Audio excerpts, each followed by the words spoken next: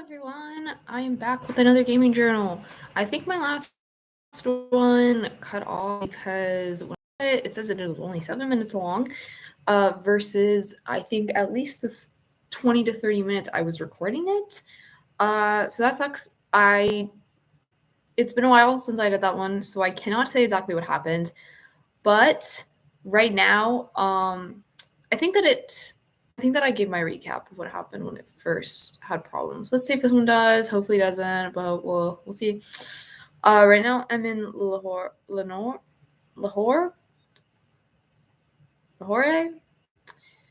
I'm really bad at the pronunciations of these. So let's get into the game. So right now, all right, I'm going to Agra. Yeah. All right, so there's not much planning that needs to be done. I think we're just going to Agra. So we're just going to stay in the hotel.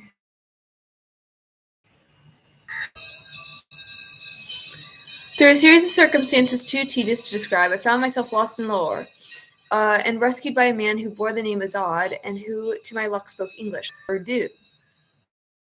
I wondered, surely it would be simpler, not political. I would not give up French, I said firmly, not for all the official decrees in the world. The Punjabis agree with you, Monsieur. Azad shrugged. A language is not only a tool for conversation, but also learning history, literature. It is culture itself.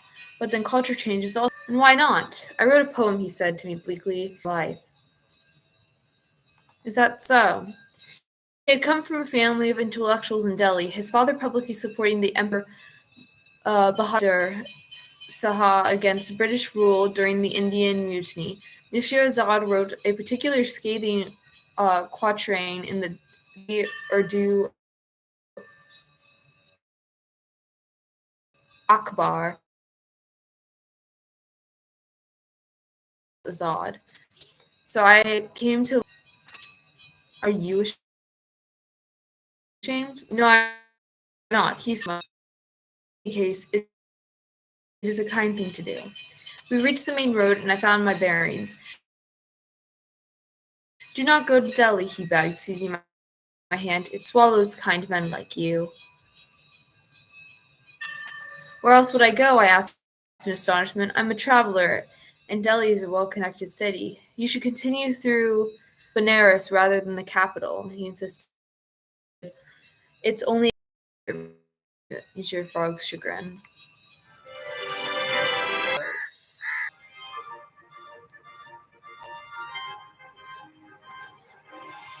I gotta go to Agra, bro. Bestie, I gotta go to Agra, so we're going to Delhi. Alright, let's explore. Also, let me make sure. Is it recording? Yes, we are still recording.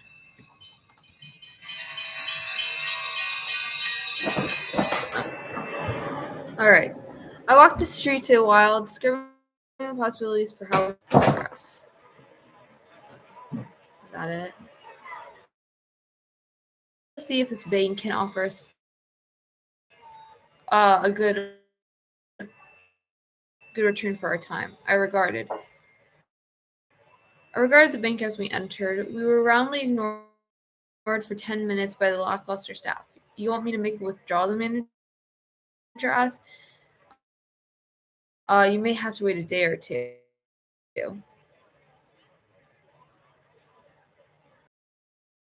Cracker biscuits.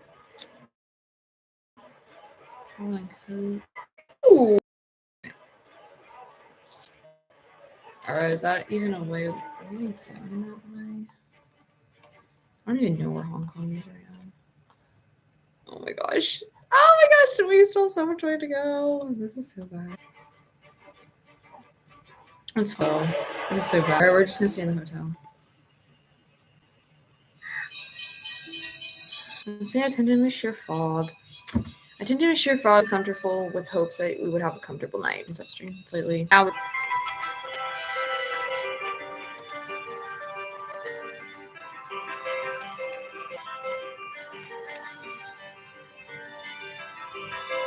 alright, we're going to Agra for the journey and clambered aboard. It was similar to the Hadahayosh in some ways, but somewhat less confined.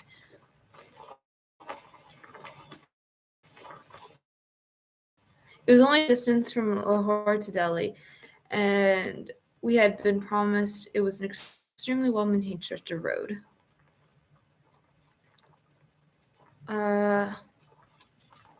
Examined the other vehicles which crowded the ancient Grand Trunk Road alongside us.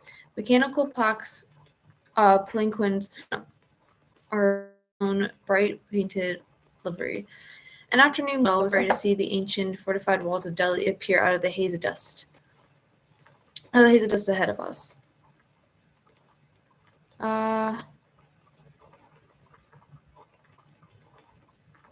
Let's just say we continue on. We came into view and tossed any remembrance of my journey upon the ancient Grand Trunk Road. At first, I only saw the white marble magnificence of the Taj. I guess I flew my master every service.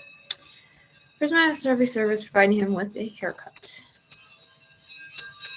I can explore. I can't depart yet. The perambulatory city of Agra itself was itself a Jahan had wished to build a monument to his great love, and instead of mere building, had commissioned a roving city. The vast white granite magnificence of the Taj Mahal perched one of my Frenchman's heart could not disprove of. But she passed through independence on her. How to pronounce that? Please. Her power source was an enduring mystery.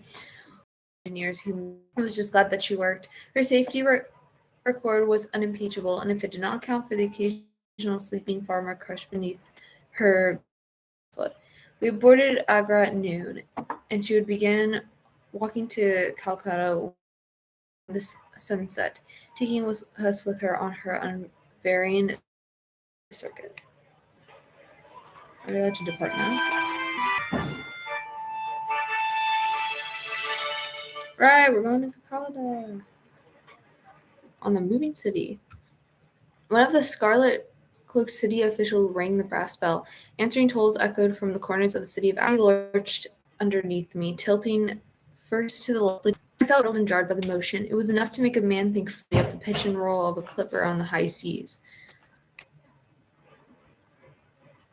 Let's talk to fog, I guess. Most entertaining. Truth be told, the sound was more difficult to accustom myself to than Agra's multi-jointed gate. Her granite-clad feet pounded into the earth with enormous shuddering crashes that could be heard from even our rarely edge at the verdant fields and forest below, interrupted by which wreathed trunk road snaked ahead of us towards the horizon. I felt like a giant. The earth seemed to unroll itself for my inspection. Farmers and horses and cows below seemed pale and unreal, and altogether insignificant. In that moment, only I was real. The moments passed quickly.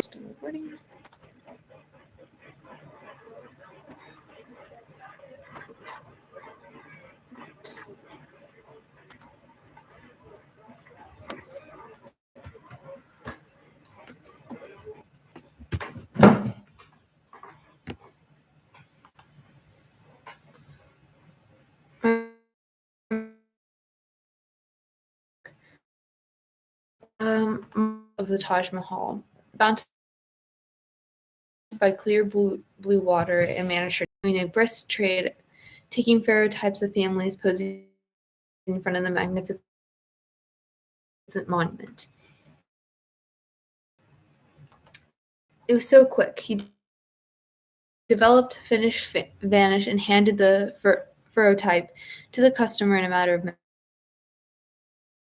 minutes. He glanced over at me appraisingly. Photograph? He asked in a passable French. 10 pounds. Fog. I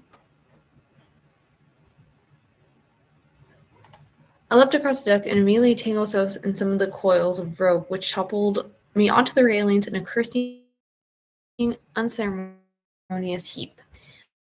I peered over the edge,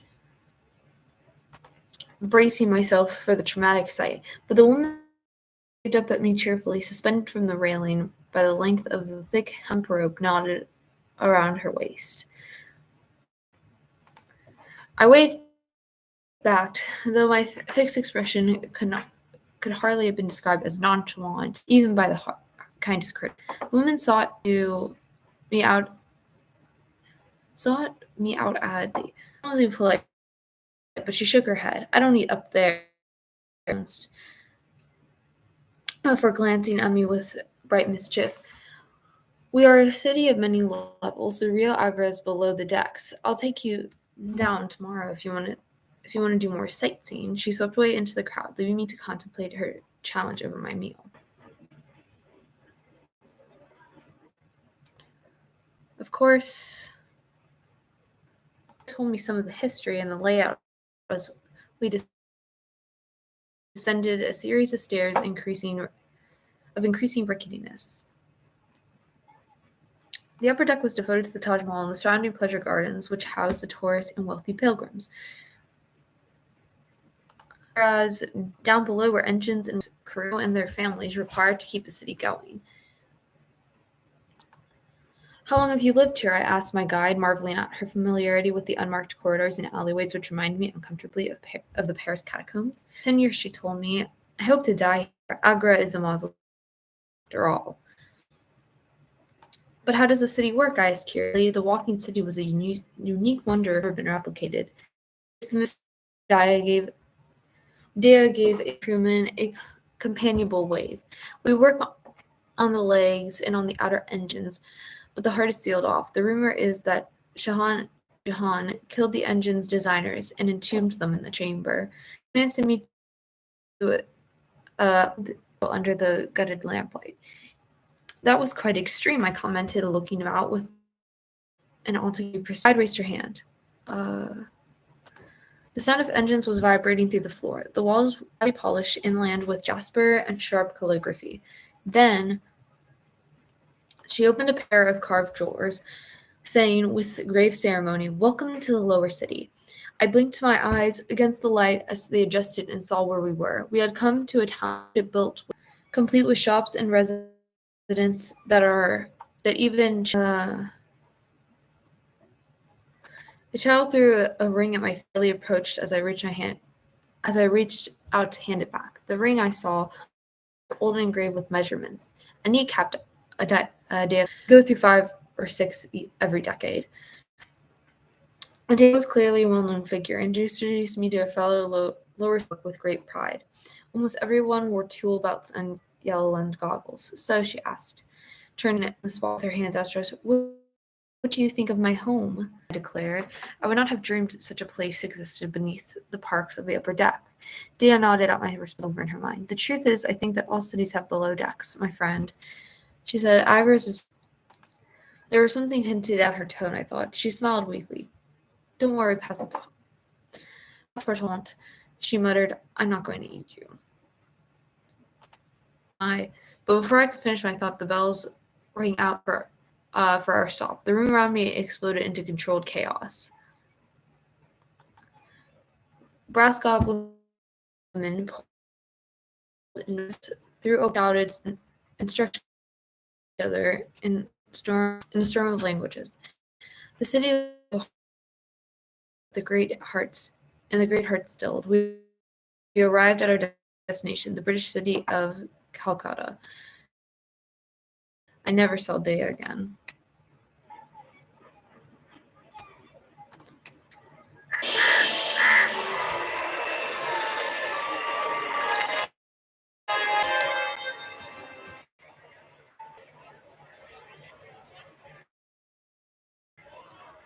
Aww.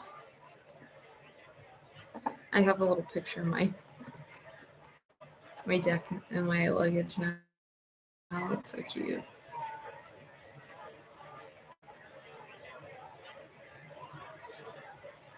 Nothing's like really valuable here, so we'll just...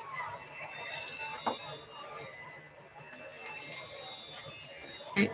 I guess let's explore. Calcutta was an industrial city which had built its wealth on opium, textiles, and indigo, but that was not to say it was uncultured. The chai shops when I passed were all thronged with affluent Babas and Behenjis discussing poetry and literature and the sticky subject of Indian independence. It seemed there was discontent brewing in several places, and I wondered if we would be able to avoid all consequences of it. Do you think there will be trouble soon? I asked. Several voices agreed, but then several disagreed. It would seem that there was no clear answer at all, only Monsieur Frog. Let's plan. Holy hell. Today's Wednesday.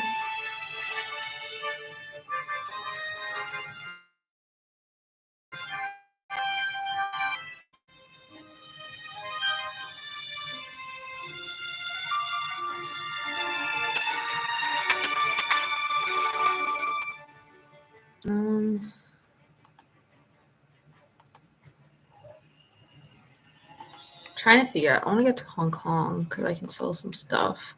It's expensive though.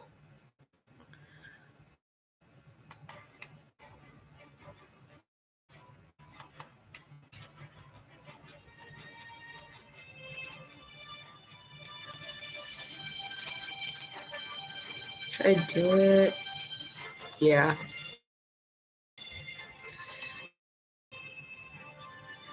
Oh.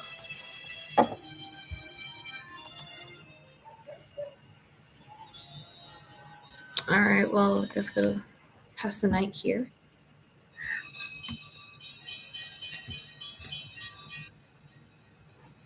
This is what remained of the day. I tended to Monsieur Fogg, providing him with clipped mustaches. Alright, let's depart. Oh, so all the money I earned.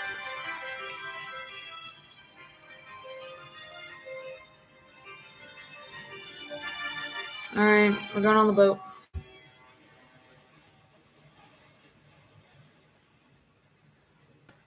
The SS Thunder of the Abkar shipping line had 10 years previously set the record for the fastest journey between Singapore and Hong Kong, and our captain promised us a journey of 10 days rather than the usual figure of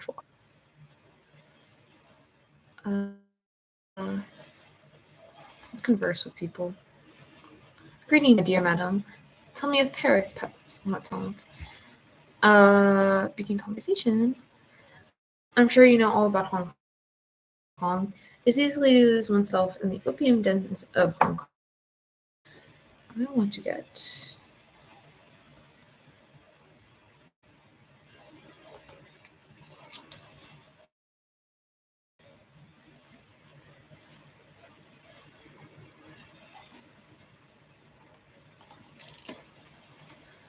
Is it possible to go from Hong Kong to Manila? I don't know, but some buyers will pay well for zoo trips from Manila.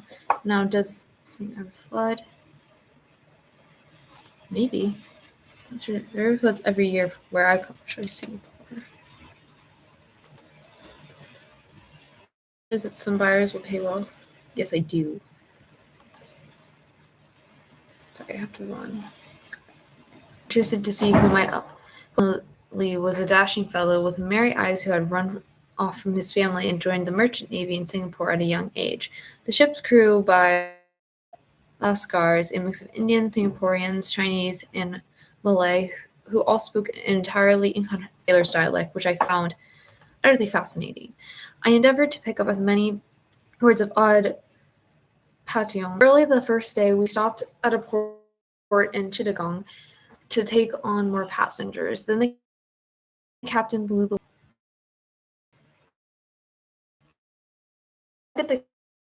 he made a factotum.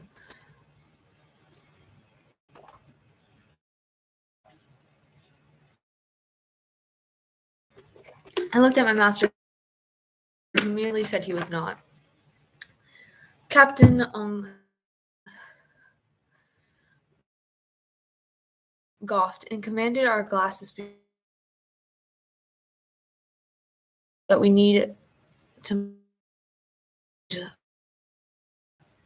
and we not just any croissants, my friends, but the croissants made on the corner of the street where I grew up, delicately crisp on the outside, yielding within. I could smell them, almost feel.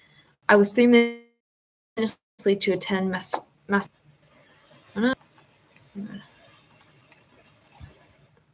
The cars who made up the crew seemed to return. My attempts to learn a few words of their together tongue were met with howls of good nature. "It's beautiful," I said cautiously. The sign.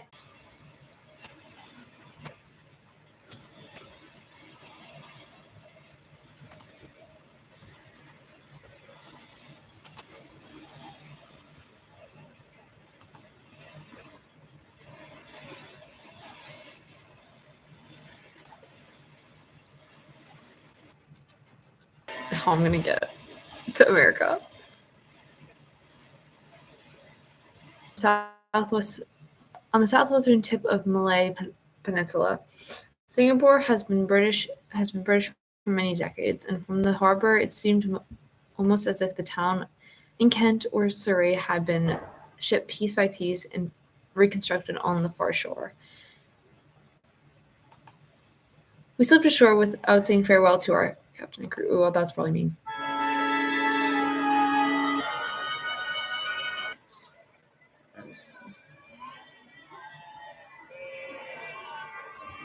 That much? Where is it?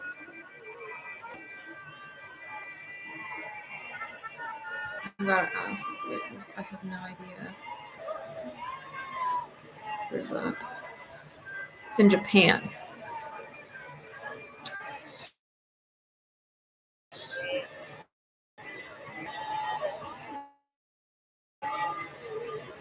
Okay. I'm literally finding directions.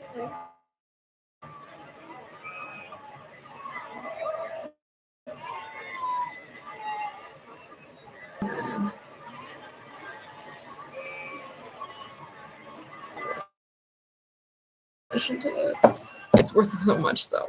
We're gonna buy it. Okay.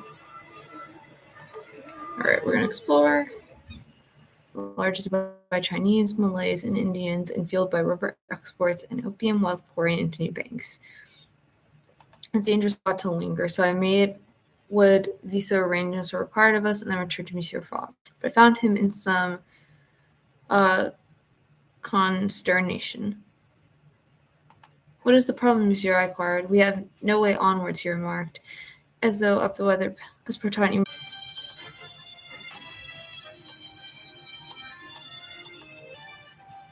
Did I fuck ourselves over? Can I not get to Hong Kong now? I'm gonna be so pissed.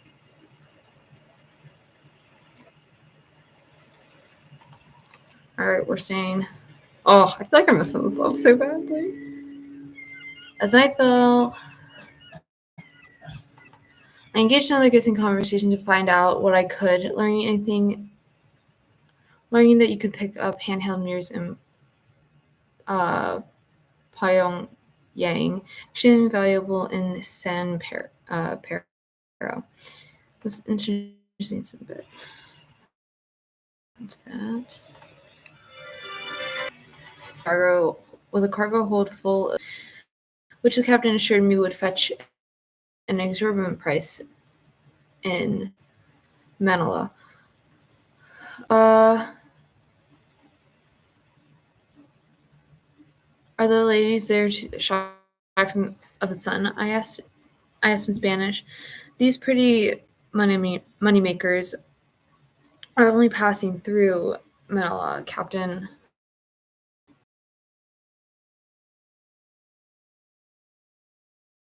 You know, to keep the glee voice. I will sell them to a trader for the shipment to where the Mexican ladies money for a month just for one for yourself. I cannot ask for the same me. She looked astonished. What use would... Yes, I can get to Hong Kong.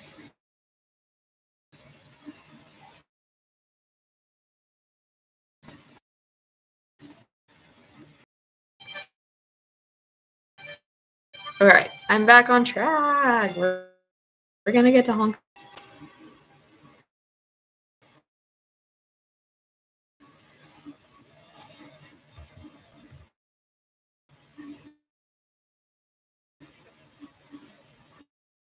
All right, I'll probably head off once I get to Hong Kong. We had some ill winds in the morning, but the captain kept the crew calm and focused, shouting orders at them in a language I did not know. Tag along. His injury was some seawater clogging my shoes. We will not be delayed, the captain assured me, perhaps mistaking the cause of my obvious melancholy. My master will be pleased, I said, though I could not help cast another mournful look at my ruined shoes. The captain caught the direction of my gaze and looked confounded. Oh my, you are. Do you really care so care for fashion sake? Guys, what? Who said that?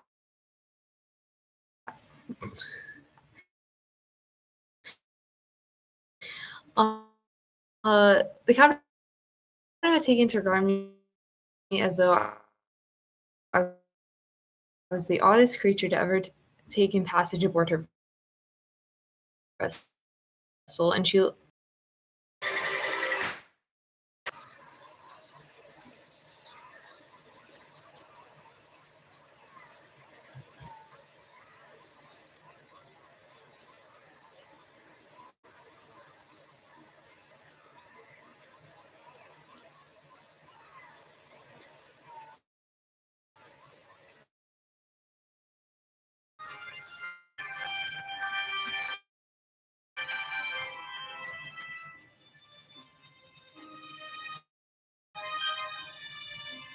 about it. It's so stupid to go because it's like gonna get me where I need to go, but I'm still gonna go because I bought stuff that is valuable now. We arrived at the Spanish governed capital of Manila, and the efforts at rebuilding had been stalled by an outbreak of the dreaded cholera. Let's hope I don't die.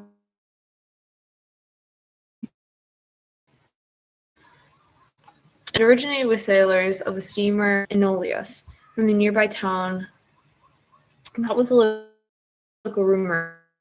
In any case, infected establishments were burned daily by sanitary board, with our hotel one of the casualties. We relocated to the telephone exchange, taking the medical horse-pulled tram. Considered sure that Monsieur Fogg stayed warm and covered with flannel blankets as Governor Milan had recommended. From our window, I could see carts piled high with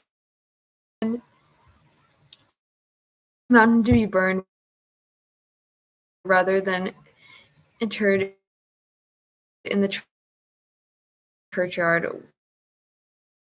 which put me in a morbid frame of mind.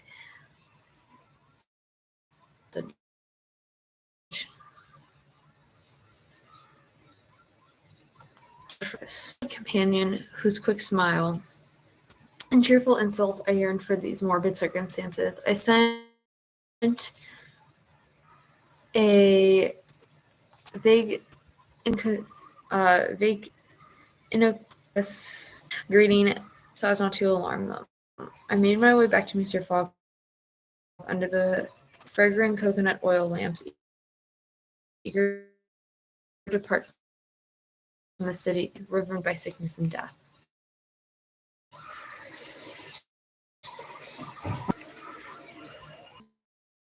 Cheer him with... Oh, I probably should go home, but like, oh.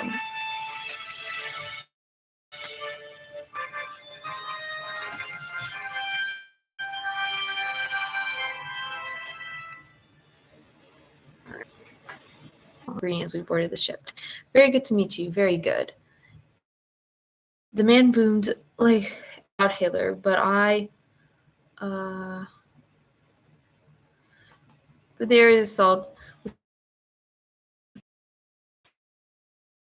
Let me Mr. Flock.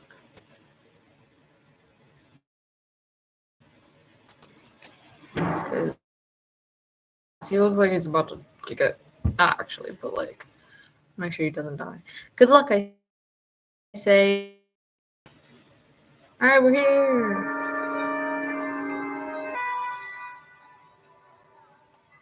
Yes. For God.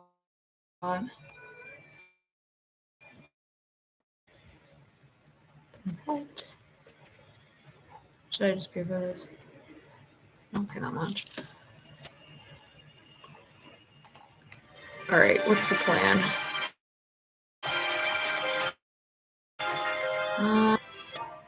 What should we...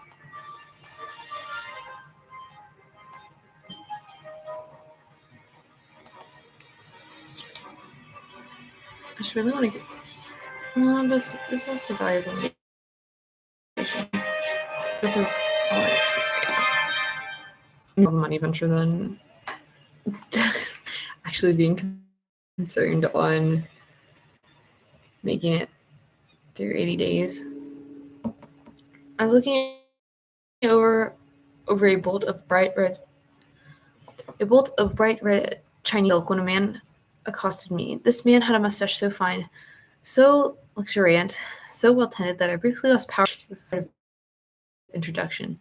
It seemed his name was Fix. He offered me a drink, and given that I had a few hours to spare,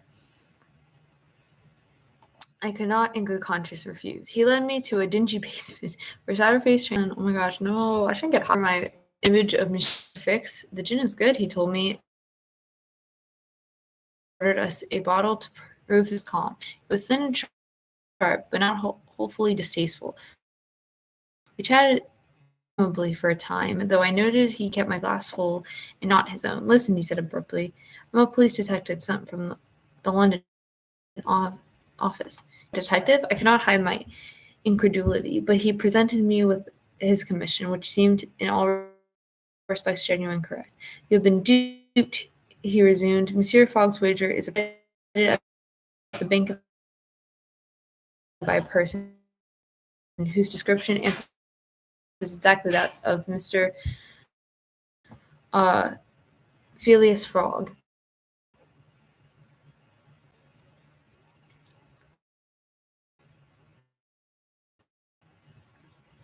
He what? 50,000. You know scarcely anything of your master. Fixed ground on it.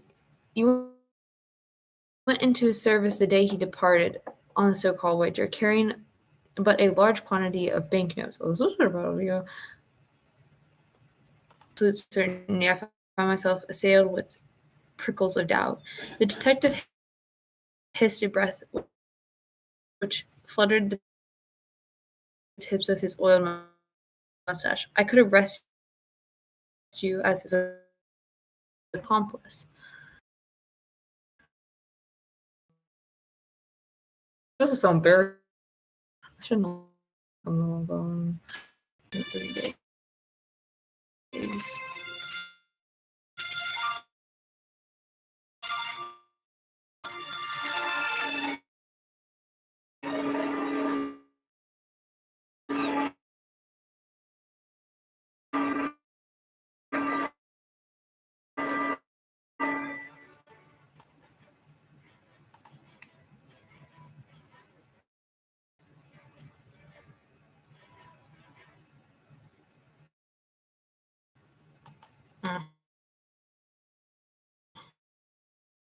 Let's just do it.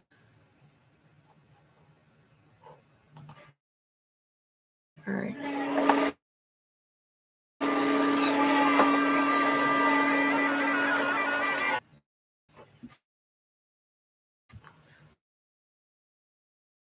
Trigger. Make sure I'm still recording. Nice. This is going to be a super long game.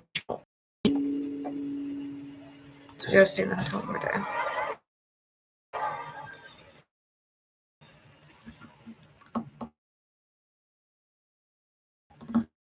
2 hours of the evening to measure fog. Providing him with a haircut in the hopes he would have a comfortable night. He's doing a little better, so. Okay.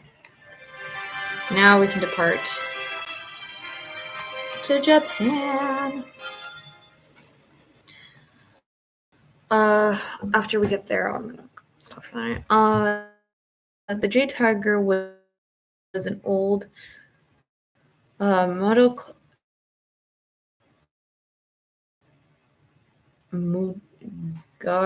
class Persian airship renovated with Chinese colors and fittings. It was painted all over with Manchu symbols. Ready for the journey east.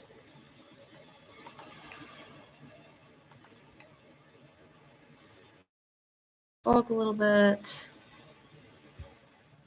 Pow in blue collar, bone hairpins in her fan-shaped hair.